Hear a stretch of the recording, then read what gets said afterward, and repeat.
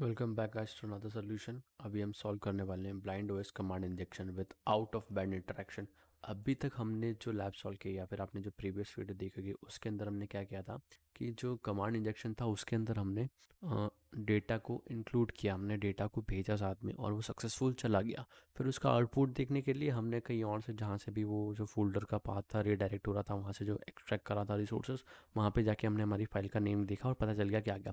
But अब यहाँ पे ये प्रॉब्लम है कि अब वो चीज़ पॉसिबल नहीं है कि हम किसी भी आउटपुट एक लोकेशन को हम एक्सेस कर सकें, उस पर्टिकुलर लोकेशन को राइट कर सके, रीराइट कर सकते, या फिर हमारे पास वो पाथ नहीं है कहाँ पे कर सकते हैं। वो भी तो हो सकता है क्योंकि मेरे पास पाथ ही नहीं है कि मैं कहाँ पे राइट करूँ, तो फिर क्या करूँगा। तो फिर ये आउट ऑफ बैंड एक्सट्रैक्शन का मतलब होता है, जो आप देख रहे हो ना, out of band interaction. Out of band मतलब कि आपका जो एक जो एरिया उससे बाहर कुछ सोच के आप ऐसा कुछ करो जिससे काम बन जाए। तो हमें यहाँ पे एक डीएनएस लुकअप करना है कोलैबोरेटर की मदद से, और हम जो डीएनएस लुकअप करेंगे वो उसको हम ओएस कमांड इंजेक्शन के टाइप से करेंगे, क्योंकि वो एक ओएस कमांड लिखेंगे, उसके अंदर बब कोलैबोरेटर को इंट्रोड्यूस करवाएंगे, जिससे DNS lookup NS lookup use करेंगे और कर देंगे। ठीक है, तो यहाँ पर इस लैब को सॉल्व करने के लिए प्रोफेशनल वर्जन लेना ज़रूरी है। अगर आपके पास नहीं है तो मुझे आईजी पे डीएम कर दो, मैं फ्री में दे दूंगा। बिना उसके ये लैब सॉल्व होने नहीं वाला, क्योंकि कोलैबोरेटर से प्रोफेशनल वर्जन में चलता है। अगर आप किसी कहीं और से अपना खुद का पर्सनल डोमेन या एंटर करोगे तो वो काम नहीं करेगा, क्योंकि फॉर सिक्योरिटी पर्पस ये अलाउ नहीं करता है। तो सबसे पहले हम चले जाते हैं सबमिट फीडबैक वाले ऑप्शन पे। यहाँ पे जाने के बाद आप कुछ भी यहाँ पे एंट्री दे दो। ठीक है, इंटरसेप्ट ऑन करो, फीडबैक को सबमिट करो, इसको भेज दो रिपीटर के पास। इंटरसेप्शन ऑफ कर दो, रिपीटर पर जाओगे, देन यू विल सी कि यार यहाँ पे अब पैरामीटर हमें वापस चेक करना है कि कहाँ पे हमें ब्लाइंड ओएस कमांड इंजेक्शन हमारा काम कर रहा है। तो लास्ट टाइम भी हमने ईमेल पे किया था, तो हम वापस ईमेल पे चेक करते हैं, अगर नहीं मिलेगा तो फिर कहीं और चेक करेंगे। तो मैंने यहाँ पे sleep for 5 seconds, that's it, ये कर दिया।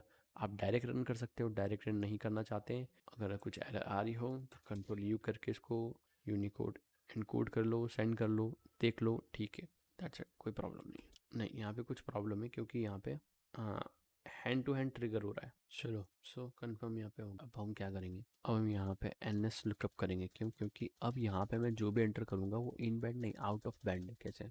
ये आउटपुट देगा, कुछ भी इनपुट नहीं ले सकता ये। ठीक है, जब मैं डिस्क्रिप्शन में पहले ही बता दिया, अगर नहीं समझ आ रहा तो फिर आप यहाँ पे वापस वो चीज़ें रिपीट करो कि यहाँ पे आप कुछ कमांड दो, ये दो, वो दो, तो फिर आपको पता चलेगा कि उसका आउटपुट नहीं मिल रहा। जैसे क्या, वो एम आई कमांड रन हो रही है पर आउटपुट नहीं मिल रहा।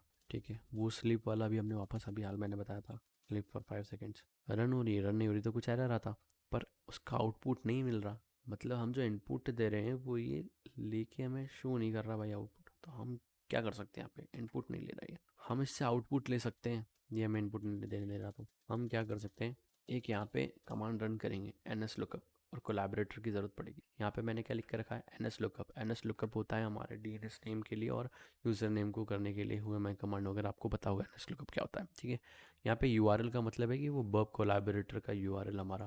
तो सिंपल यहाँ पे मैं पहले ये हिस्ट्री क्लियर कर लेता हूँ, कॉपी करता हूँ।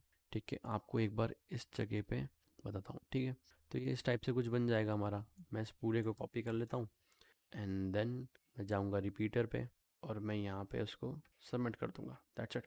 Okay, so everything is good here. यहाँ पे एनएस लुकअप किया हमने हमारे इसके ऊपर, सेंड करेंगे।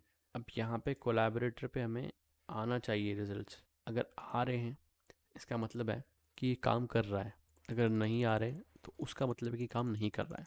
तो फिलहाल ये नहीं आया, इसका मतलब ये अभी फ़िलहाल काम नहीं कर रहा है। उस चीज़ को चेक करने के लिए हम यहाँ पे एक और चीज़ कर सकते हैं, वो है यहाँ पे एक्स लगा के साथ में प्लस। तो ये एक एक्स फॉर वैल्यू कुछ भी हो सकता है, आप ए दे सकते हो, बी दे सकते हो, सी दे सकते हो, टेस्ट 1 टेस्ट 2, साथ में कुछ कमांड को जोड़ने के लिए। कहीं पर ये ज़रूरी होता है, कहीं पर नहीं होता है। तो आई थॉट क्या इतना ज़रूरी नहीं होगा, बट मे बी हो सकता है कि यहाँ पे ज़रूरी हो। हाँ, यहाँ पे ज़रूरी है। तो ये चीज़ याद रखना कि कहीं पे बिना इसके आप बिना इस वैल्यू के भी आप कर सकते हो, पर आपको एक कंबाइन करने के लिए, कमांड को पूरा सक्सेसफुल बनाने के लिए कहीं पे ज़रूरत पड़ जाती है।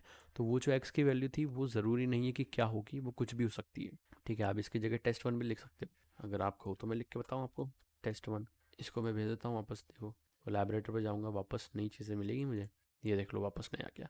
तो इससे फिर हमें एक अंदाज़ा लग जाता है कि ब्रदर ये है हमारी, और ये हमारा जो नेम है वो टेस्ट 1 नाम है हमारा। देखो ये आ गया यहाँ पे टेस्ट 1। सो ये सिंपल सी चीज़ थी। ठीक है, तो ये लैब भी जो है हमारा सॉल्व हो चुका है। Let me show you this. Okay,